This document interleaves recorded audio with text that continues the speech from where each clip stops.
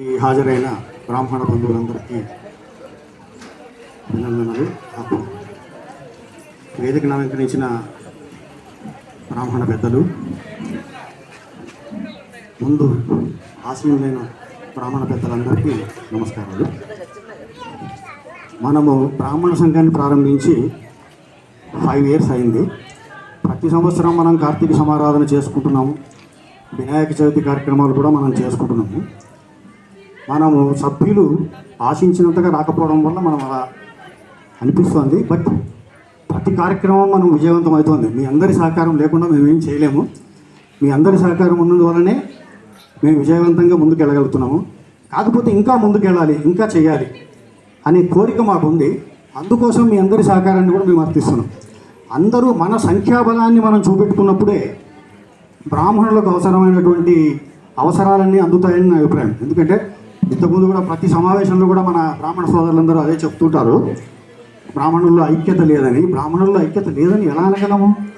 ఇక్కడ ఇంతమంది బ్రాహ్మణులు వచ్చి ఐక్యమై ఉన్నాం కదా మనమంతా. బ్రాహ్మణుల్లో ఐక్యత లేకపోవడం అనేది లేదు. కాకపోతే పరిస్థితుల దృష్ట్యా మనం కలవలేకపోతున్నాము. కలవడం అలవాటు చేసుకోవాలి. మనకు మన పురోహితులు కూడా అదే చెప్పారు. మనం అందరూ కలిసి సంఘటితంగా పోరాడితే మనం సాధించగలిగింది ఏముంది? అన్నీ సాధించగలము. రాజకీయంగా కూడా మనం ఎదగలము.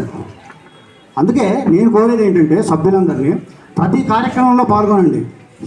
గుర్రం కూడా బ్రాహ్మణ సంఘం గ్రూప్లో ఉన్న వాళ్ళందరూ దయచేసి ఫాలో కండి. మీ ఏమైనా సహాయ సహకారాలు కావాల్సి వస్తే కూడా మమ్మల్ని సంప్రదించండి. మాకు తోచిన సమయం చేయగలిగినటువంటి సహకారం కూడా మేము చేస్తాము. అలాగే ఏదైనా ప్రోగ్రామ్స్ చేయడానికి హెల్ప్ కూడా మేము చేయగలము.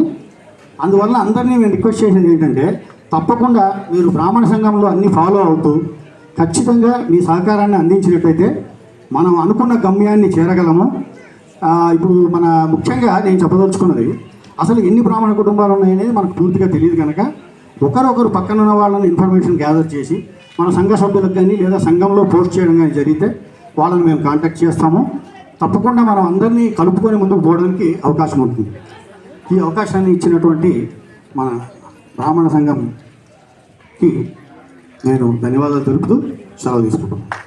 జై బ్రాహ్మణి, జై జై బ్రాహ్మణి.